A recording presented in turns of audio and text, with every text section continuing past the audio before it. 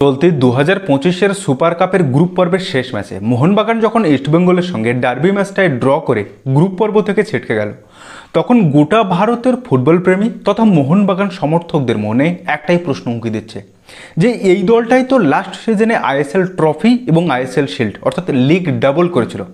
হঠাৎ কি এমন হয়ে গেল মাত্র কয়েক মাসের ব্যবধানে এই দলটা আজকে এরকম হতশ্রী পারফরমেন্স করছে, এবং যে কারণে সম্ভবত মোহনবাগান কোচ মলিনাকে কোচের দায়িত্ব থেকে ছাড়িয়ে দেওয়া হবে এবং তাকে রিলিজও দিয়ে দেওয়া হতে পারে। কিন্তু আমার একটা প্রশ্ন, যে শুধুমাত্র মোহনবাগান কোচ মলিনাকে এক্ষেত্রে তাড়িয়ে দিলে বা এক্ষেত্রে স্যাক করলে সেটাই কি মোহনবাগানের জন্য আদর্শ একটা নতুন কোচ আসতে পারে? কেউ বলছেন দেশ বাকিংহাম আসবেন, কেউ বলছেন আলবার্তো রোকা আসতে পারেন। তো যেই আসুন, তিনি কি মোহনবাগানের এই দলটাকে নিয়ে আবার সেই গত সিজনের মতো মোহনবাগানকে কি সেই লিগ টেবিলের টপে নিয়ে যেতে পারবেন? আমার কিন্তু মনে হয় না। যারা ভাবছেন যে হ্যাঁ পারবেন, আমি বলবো ভুল ভাবছেন। আমি এই যে এত বড় একটা কথা বললাম, সেই কথাটা কিন্তু একটা কারণের জন্য বলিনি যে শুধুমাত্র মলিনাকে স্যাক করা হবে তা কিন্তু না। এর পেছনে বেশ কতকগুলো কারণ আছে এবং যেগুলো কোচের থেকেও আরও বেশি ভাইটাল। এবং গত সিজনের মোহনবাগান দল আর এই সিজনের মোহনবাগান দলের মধ্যে যেন দেখে মনে হচ্ছে যে আগের সিজনের থেকে এই সিজনে মোহনবাগান দলটা ওই দলটার জন্য ছায়া মাত্র, লেশ মাত্র। মানে এরকম পারফরমেন্স যে করতে পারে মোহনবাগান দল, সেটা কিন্তু কেউ ভাবতেও পারেনি। তো চলুন আজকের ভিডিওতে সেই কারণগুলো জেনে নেব। আর আপনি যদি মোহনবাগান সমর্থক হন তবে অবশ্যই ভিডিওটা শেষ পর্যন্ত দেখবেন। নমস্কার, আমি প্রদীপ, অনুভবের সফর চ্যানেলের আরও একটা ফুটবলের ভিডিওতে আপনাদের সকলকে স্বাগত। আর যারা এখনও আমাদের চ্যানেলে নতুন তারা অবশ্যই চ্যানেলটি সাবস্ক্রাইব করে আমাদের অবশ্যই পাশে থাকবেন। আর মোহনবাগান সমর্থক বলুন বা ভারতীয় ফুটবলের সমর্থক, তারা অবশ্যই কমেন্ট করে জানাবেন যে মোহনবাগান দলটার এত পরিবর্তন এই কয়েক মাসের ব্যবধানে কেন হলো, তার সম্ভাব্য কারণগুলো অবশ্যই আপনারা কিন্তু কমেন্ট করে জানাবেন। তো চলুন দেরি না করে শুরু করা যাক। মোহনবাগানের এই হতশ্রী পারফরমেন্সের পিছনে যে প্রথম কারণটি আমি বলবো সেটা হচ্ছে যে প্রি সিজনটা এত দেরিতে কেন শুরু হলো। যখন ইস্টবেঙ্গল বা অন্যান্য আইএসএল ক্লাবগুলো প্রি সিজন অনেক আগে শুরু করেছে, যেহেতু তারা ডুরান্ড কাপ খেলবে, সেখানে মোহনবাগানের প্রি সিজন এত লেটে হলো কেন? তাড়াহুড়ো করে একটা দল নামানোর মতো ব্যাপার তৈরি হলো, বিদেশিরা এলো এবং সেই বিদেশিদের যদি আপনি খেয়াল করে দেখেন, ডুরান্ড কাপ বলুন, আইএফএ শিল্ড বলুন কিংবা এই সুপার কাপে মোহনবাগানের আপফ্রন্টের 3-4টে বিদেশিকে দেখে আপনার কি একবারও মনে হয়েছে যে এই সমস্ত প্লেয়ারগুলো আদৌ ম্যাচ ফিট? হ্যাঁ, মোহনবাগান কিন্তু বারবার মার খাচ্ছে এই জায়গাটায়, ম্যাচ ফিটের অভাব প্রত্যেকটা প্লেয়ার। হ্যাঁ, গত বছর দিমিত্রি পেট্রাটোস দুর্দান্ত খেলেছিল বা তার আগের কয়েক সিজনে মোহনবাগানের হয়ে দুরন্ত পারফরমেন্স দিয়েছে, কিন্তু এই সিজনে দিমিত্রি পেট্রাটোসকে দেখে আপনার কি কোথাও মনে হয়েছে যে এই দলটাই এই দিমিত্রি পেট্রাটোস ফিট করতে পারবেন? কিংবা জেসন কামিন্স, তারা প্রি সিজনে যাচ্ছে, তারা খেলা মানে সিজন শেষ হচ্ছে, সিজনের নতুন সিজন শুরুর আগে আসছে, শরীরে গাদা গাদা মাংস নিয়ে আসছে, তাদের ফিটনেস লেভেলটাই কিছু নেই।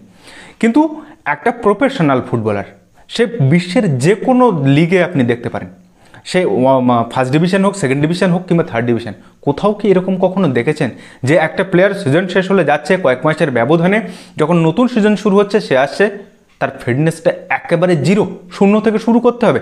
এটা একটা কোনো প্রফেশনাল প্লেয়ারের উদাহরণ হতে পারে? আপনি হয়তো বলবেন যে দিমিত্রি দুর্দান্ত পারফরমেন্স করেছে লাস্ট সিজনে, তার পারফরমেন্সকে ভুলে গেলে হবে না।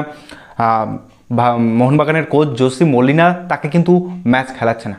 কিন্তু একটা জিনিস বলুন তো, যে প্লেয়ারটা অ্যাটলেটিকো দে মাদ্রিদের মতো ক্লাবে খেলেছে সাফল্যের সঙ্গে, এবং যে স্পেনের স্পোর্টস ডিরেক্টরের মতো একটা পদে ছিল, প্রেস্টিজিয়াস পদে ছিল, তার কি মাথায় এতটুকু ন্যূনতম বুদ্ধি নেই বা তার কি ট্যাকটিক্যাল কোনো জ্ঞান নেই যে মোহনবাগানের 6টা বিদেশিকে তিনি একসঙ্গে খেলাতে পারবেন? তার কি কোনো জ্ঞান নেই? অবশ্যই আছে।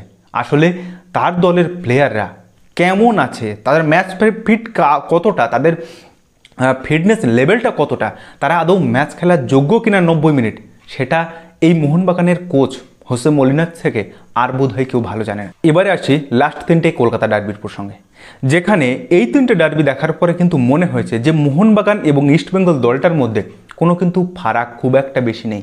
যেটা লাস্ট 4-5 বছর ধরে আমরা দেখতে পাচ্ছিলাম যে মোহনবাগান কিন্তু ইস্টবেঙ্গল থেকে অনেকটা এগিয়ে আছে, সেই ফারাকটা কিন্তু ধীরে ধীরে কমে এসেছে। আর তার কারণটা কি জানেন? মোহনবাগানে ওই সময় 8 থেকে 10 জন ভারতীয় দলে চান্স পাওয়া বা সুযোগ পাওয়া প্লেয়াররা খেলছিল। সে ভারতীয় দলের সুযোগ পাওয়া প্লেয়াররা কতটা ভালো সেটা আমরা এএফসি এশিয়ান কাপ কোয়ালিফায়ারে দেখতে পাচ্ছি। কিন্তু যাই হোক, ওই ধরনের ভারতীয় টপ প্লেয়াররা যারা খেলছে তারা কিন্তু ইস্টবেঙ্গল ছিল না। সবেদন নীলমণি যদি বলেন তবে ইস্টবেঙ্গল ছিল আনোয়ার আলী, ওদিকে জ্যাকসন। কিন্তু এবছর তারা কিন্তু তার সঙ্গে মহেশও ছিল, এবছর কিন্তু তার সঙ্গে বিপিন, জয়গুপ্তা, পিভি বিষ্ণু আছে, এডমুন্ড যোগ দিয়েছে, ডেভিড আছে। তো এই সমস্ত প্লেয়াররা আসায় ইস্টবেঙ্গলের সঙ্গে মোহনবাগানের ভারতীয় ফুটবলের কথা বলছি, তাদের কিন্তু ফারাকটা অনেকটা কমে এসেছে। যেটা আগে অনেকটা হিউজ ছিল সেটা কমে এসেছে, যার কারণে আপনি দেখতে পাবেন যে লাস্ট 3টে কলকাতা ডার্বি, ডুরান্ড কাপ বলুন, শিল্ড কিংবা এই সুপার কাপের প্রত্যেকটাতে কিন্তু মোহনবাগানের সঙ্গে ইস্টবেঙ্গলের ফারাক ততটা দেখা যায়নি। এবার আসি বিদেশি প্রসঙ্গে। বিদেশিদের মধ্যে মিগুয়েল দেখুন, আপনার হামিদ দেখুন, কিংবা মাঝমাঠের যে প্লেয়ারটা রশিদ, প্রত্যেকের যদি আপনি দেখেন তাদের ফিটনেস, তাদের স্ট্রেংথ, সেটা কিন্তু মোহনবাগানের প্লেয়ারদের থেকে অনেকটাই এগিয়ে। এবং এই প্রসঙ্গে আরও একটা জিনিস আসে যে লাস্ট কয়েকটা সিজন থেকে দেখা যাচ্ছে যে মোহনবাগান শুধুমাত্র কিন্তু মাথা ভারী দল সাজাচ্ছে, অর্থাৎ স্ট্রাইকার সমৃদ্ধ দল। আপনি একটা জিনিস দেখুন যে জেসন কামিংস স্ট্রাইকার পজিশনে খেলে, জেমি ম্যাকলারেন স্ট্রাইকার পজিশনে খেলে, দিমিত্রি পেট্রাটোস উইথড্রল স্ট্রাইকার বা সেকেন্ড স্ট্রাইকার হিসেবে খেলে।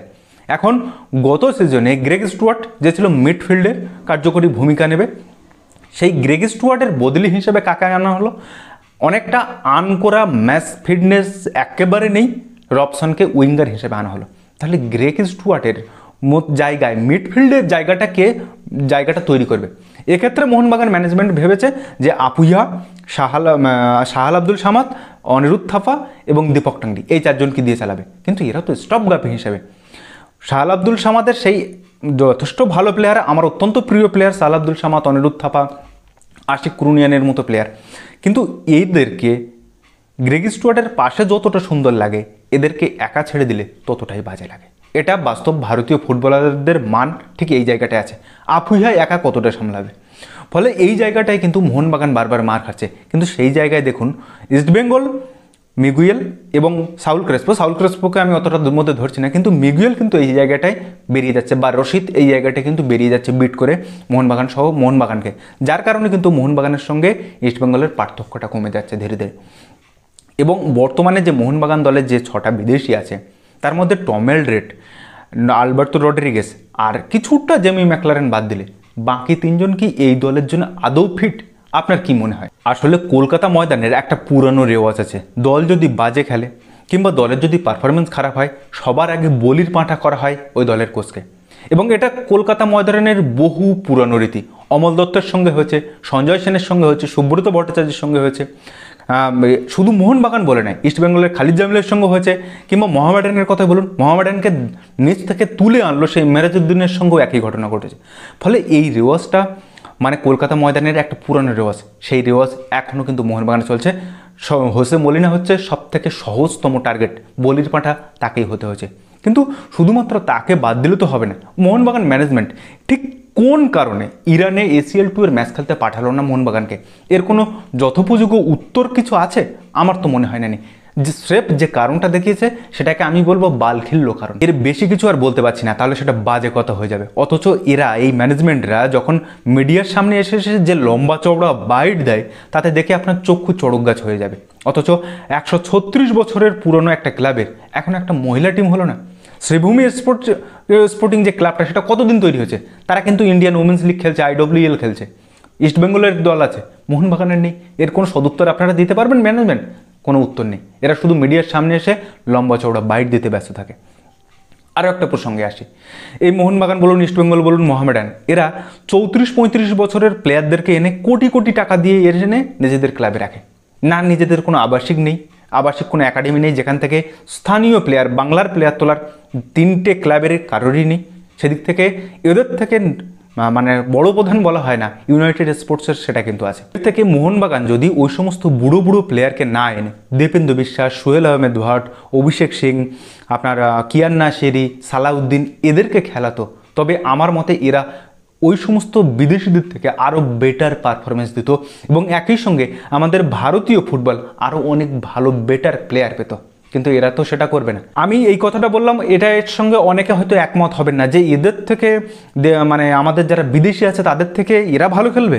তাহলে একটা কথা বলি, এই যে সুপার কাপের গ্রুপ লিগের ম্যাচটা দেখলেন না, ডেম্পো এক ঝাঁক ভারতীয় প্লেয়ারদের নিয়ে মোহনবাগান, ইস্টবেঙ্গল, চেন্নাই 3টে ISL এর ক্লাবকে আটকে দিয়েছে, 3জনের সঙ্গে ড্র করেছে। তারা কি করে পারলো? তাহলে কেন এরা পারবে না কেন? তো এই সমস্ত তর্ক আলফাল যুক্তি দিয়ে তো কোনো লাভ নেই। যেটা মানে প্রকৃত দেখা যাচ্ছে সেটা হচ্ছে, গত সিজনে ছোটোখাটো এরকম কিছু ভুল ছিল, রাইট ব্যাকে আশিস রাই বারবার ছড়াচ্ছে, কিন্তু তাকে ছাড়ার কোনো জায়গা নেই। মেহতাব আসার পরে মেহতাব সেন্ট্রাল ব্যাক, সেই সেন্ট্রাল ব্যাকের মানসিকতা নিয়ে রাইট ব্যাকে খেলছেন, ভালো জিনিস। লেফট ব্যাকে সুভাষের সঙ্গে বদলি হিসাবে অভিষেক এসে গেছে, ঠিক আছে, কিন্তু দীপেন্দু বিশ্বাসের জায়গা তো আর নেই। ফলে আগের সিজনে যে ছোট ছোট ভুল ছিল, সেই ভুলগুলো এই সিজনে ম্যাচ প্র্যাকটিসের অভাবে, প্লেয়ারদের ম্যাচ ফিটের অভাবে, ম্যানেজমেন্টের ভুলে, কোচের কিছু অবশ্যই ভুল আছে, সেই সব কিছু মিলিয়ে আজকে সেই যে ছোট ছোট ভুল, সেগুলো আজকে বিশাল আকার ধারণ করেছে। সেই একটা বাংলায় কথা আছে না, সময়ের 1 ফোঁড় অসময়ের 10 ফোঁড়, সেটাই এখন দশা হয়েছে মোহনবাগানের। ফলে মোহনবাগান যদি এই মুহূর্তে অবশ্যই একটা ভালো বিদেশি মিডফিল্ডার না আনে, তবে এই মোহনবাগানকে আমি বলেছি যে আইএসএলেও আরও বাজে পারফরমেন্স করতে দেখব। এবং একই সঙ্গে এএফসি থেকে যে ব্যান আসছে, যে ফাইন আসছে, সেটা তো আলাদা করে কিছু বলার দরকার নেই। এদিকে আইএসএল কবে থেকে শুরু হবে সেটাও জানা নেই। মানে ভারতীয় ফুটবল মানে গয়ঙ্গচ্ছভাবে চলছে, তার সঙ্গে মোহনবাগানও সেই একই রকমভাবে চলছে, হচ্ছে, হবে, ঠিক আছে, চলছে, চলবে, এইরকম ধরনের মনোভাব নিয়ে মোহনবাগান সহ সমস্ত ফুটবল দল এগিয়ে চলেছে। তো এই তো হচ্ছে অবস্থা। এখন মোহনবাগানের এই ধরনের হতশ্রী পারফরমেন্স এবং এই যে কোচকে হঠাৎ বাদ দেওয়ার, যে কোচকে বলির পাঁঠা করানোর, এই যুক্তিটাকে আপনি কতটা সমর্থন করেন, কিংবা আমি যে কারণগুলো বললাম তার সঙ্গে আপনি সহমত কিনা, কিংবা আপনার আরও কি কারণ মনে হচ্ছে যার কারণে মোহনবাগানকে এবার এরকম মানে নির্বিষ লাগছে, এরকম মানে কায়াহীন লাগছে, সেটা আপনার যদি মনে হয় সেটা অবশ্যই কমেন্ট করে জানাবেন। আপনার আর কি যুক্তি আছে? তো যাই হোক, আজকের এই ভিডিওটা এখানে শেষ করছি। ভিডিওটা যদি ভালো লাগে তাহলে অবশ্যই আপনার বন্ধুবান্ধব ও চেনা জানা মানুষের মধ্যে শেয়ার করে তাদেরকেও জানার সুযোগ করে দেবেন। তো দেখা হচ্ছে পরের ভিডিওতে, ততদিন ভালো থাকবেন, সুস্থ থাকবেন, আর অবশ্যই নিজের খেয়াল রাখবেন। আর হ্যাঁ, আমাদের চ্যানেলটা সাবস্ক্রাইব করতে যেন ভুল করবেন না। ধন্যবাদ।